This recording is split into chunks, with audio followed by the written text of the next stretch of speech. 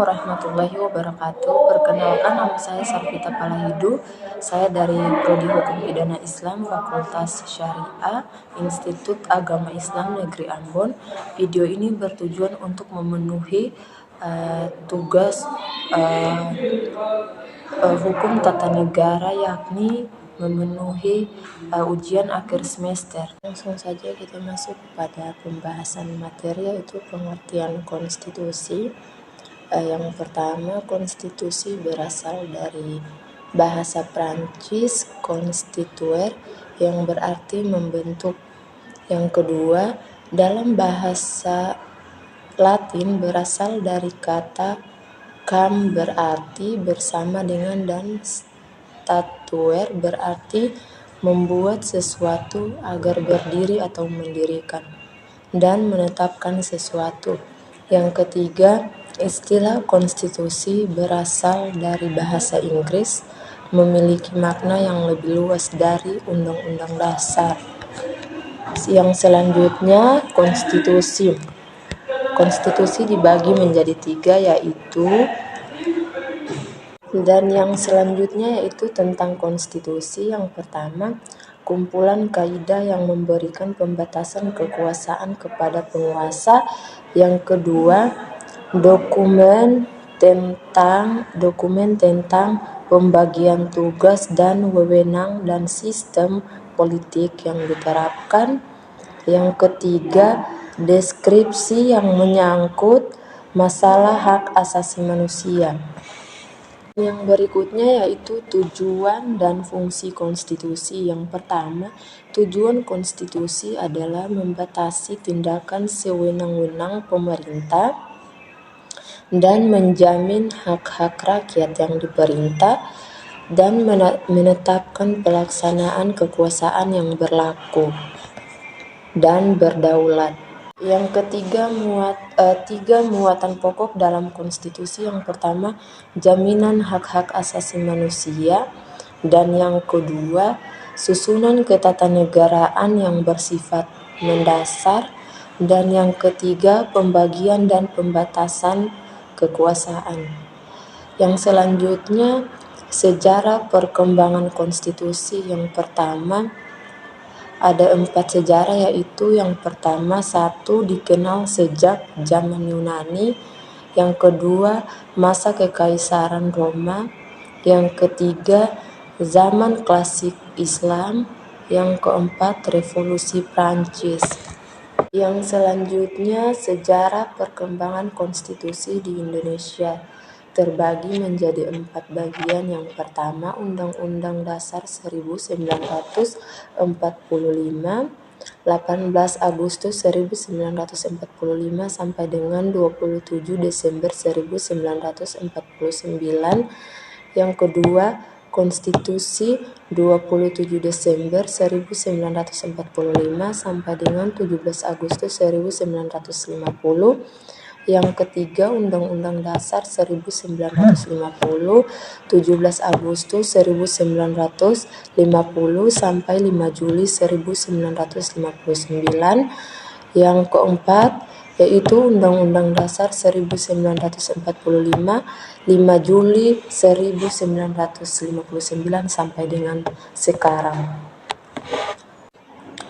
Yang selanjutnya yaitu 2 model perubahan konstitusi. Yang pertama, renewal adalah sistem perubahan konstitusi dengan model perubahan konstitusi secara keseluruhan, sehingga diberlakukan adalah konstitusi yang baru secara keseluruhan.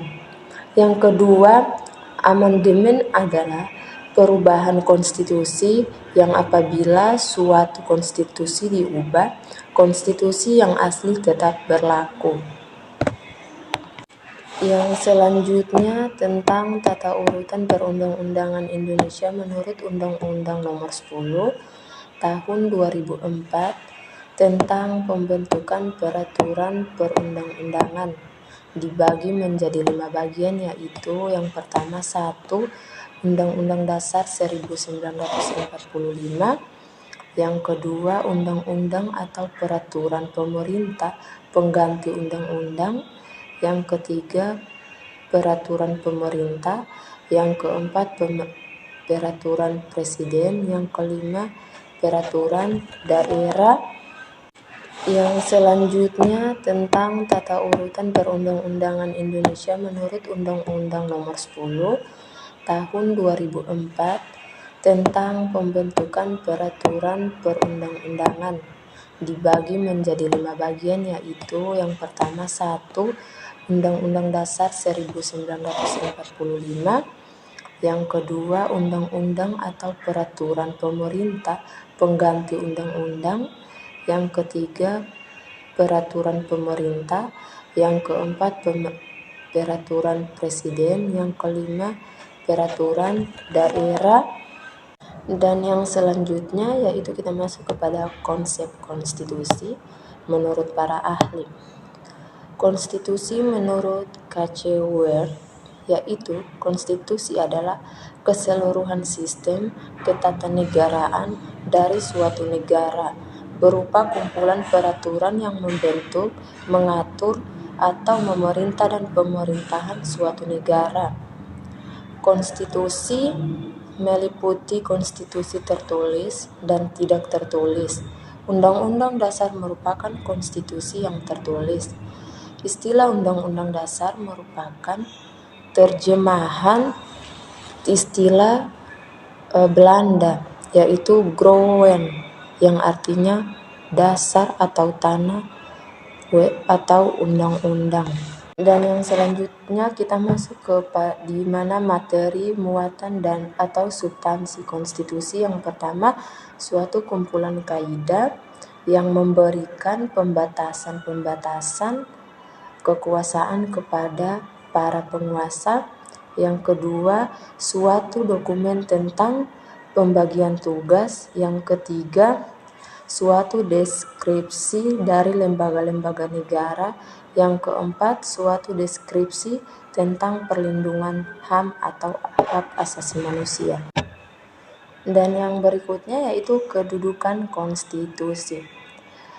Menempati kedudukan yang sangat penting dalam kehidupan ketatanegaraan suatu negara, yaitu yang pertama, kedudukan konstitusi yang pertama yaitu sebagai hukum dasar karena berisi aturan-aturan dan ketentuan tentang hal-hal yang mendasar dalam kehidupan suatu negara. Yang kedua, sebagai hukum tertinggi, konstitusi lazimnya diberi kedudukan sebagai hukum yang tertinggi dalam tata hukum, sehingga aturan-aturan yang terdapat dalam konstitusi secara hierarkis mempunyai kedudukan yang lebih tinggi atau superior terhadap aturan yang lainnya. Ya, mungkin itu saja pembahasan materi singkat dari saya tentang konstitusi. Akhir kata saya ucapkan wassalamualaikum warahmatullahi wabarakatuh.